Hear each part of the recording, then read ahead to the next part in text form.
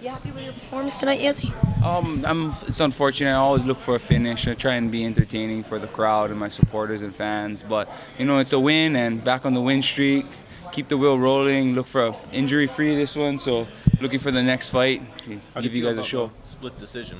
I mean, when it comes to decisions, it's like Vegas. It's a gamble. You don't know how the judges looked at it, and if you don't solidify a finish, then it's kind of like up to the judges. So I mean, that coming by, win or lose, I'm like, oh man, here's the gamble.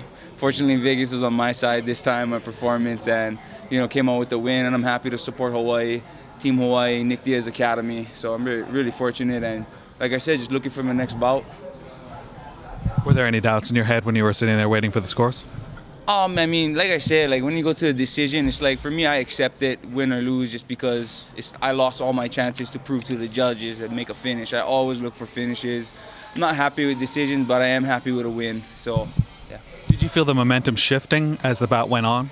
Well, I mean, I felt John was getting a lot of his leg kicks in, and I was trying to establish my range, and he kept coming in and pressuring. So, I just had to get in there. I had to get that. I got that knockdown. I wanted to get the finish, but had to stick to the game plan. I'm always trying to get a fight in and trying to brawl out, and like I said, give the crowd a good show. But like I said, stick to the game plan.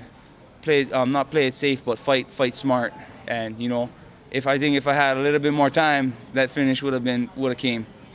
What do you think was the deciding factor that made the two judges give you the nod? I most definitely feel it was the drop. And that drop kind of solidified that. He was kind of trying to outpoint me at the same time. He's getting some good counters in, and and instinctually I want to just get the fight on, but I have to stick to the game plan. I have to utilize my range. I'm longer than him. I didn't want to stay on the inside and he get the better of me, so I stuck outside and stuck to my movement. You talk about repping Team Diaz. How much time did you spend with the guys before this fight? For this fight, I moved in Hawaii, so I couldn't just commute back and forth, just financially and whatnot. So I had to stay home for this fight. I worked a lot with Max and the team there, which I always do, but I always try and finish up camp there.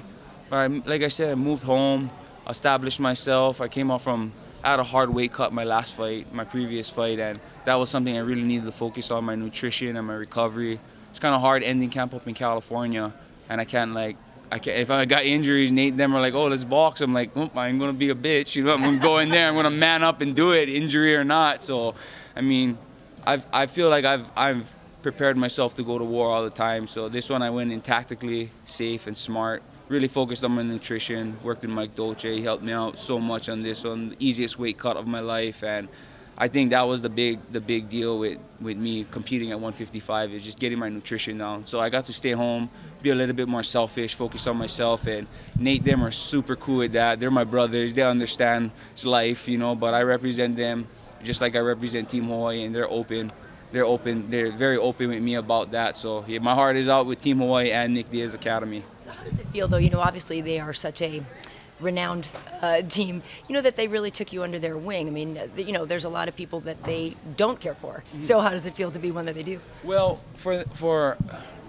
all you guys know, the Diaz brothers are real. They don't front. They don't, They don't filter. They don't have no filter. They're gonna tell you how it is. And whether like me, Nick, Nate, Nate, we have different personalities. I'm a smiler. I'm the hugger. They're the muggers, and but they're all into we have different personalities but same characteristics. We're very loyal. We're martial artists, and I think that's what they embraced me with. When they see me, they know that I'll be a soldier with them, and I'll soldier, and I got their back 100%, because they're misjudged and stereotyped. And you're gonna come up and be like, oh, you're a punk. You'll be like, oh yeah, you're a punk. Come, I'll show you a punk. And they're just real people, and if you're real with them, they'll be real with you. And I've built a great relationship with those guys, and they're my brothers, and I got their back 100%. How's Nick dealing? I haven't talked to him in a while. How's he dealing with the frustration over the penalties and not being able to fight? Well, I mean, I feel it'd be the same with anybody that got suspended for 5 years. It's pretty it's pretty intense, and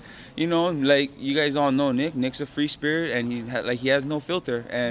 But after the whole incident, I didn't really press him or ask him. Millions of people are asking him the same questions over and over. So he's family to me.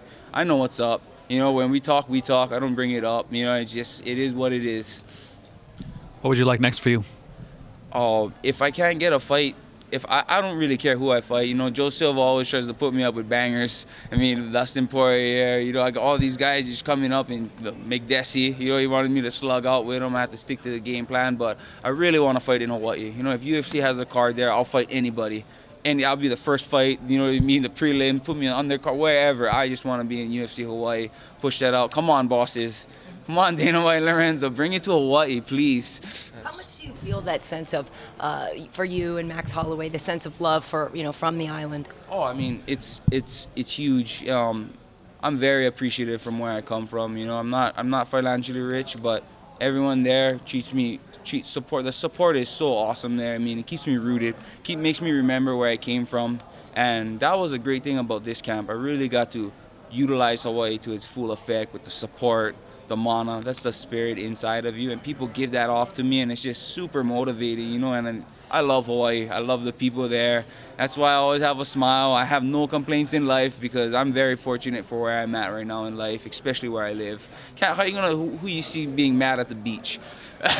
Yeah, the beach is a minute walk from me, baby, 30-second walk. You know, who's mean mugging at the beach? It's like, oh, you know, it's serenity. It's beautiful there. So I mean, I'll always be smiling. I'm very proud from where I am, and very privileged. And with Kalen winning, Hawaii kind of has Hawaii has a shot to go 3-0 this week. Yes, I mean, yeah, you know, get this. Kylan got the wheel rolling, got my win. Now Max is gonna get his win, and we're gonna represent Hawaii to the fullest.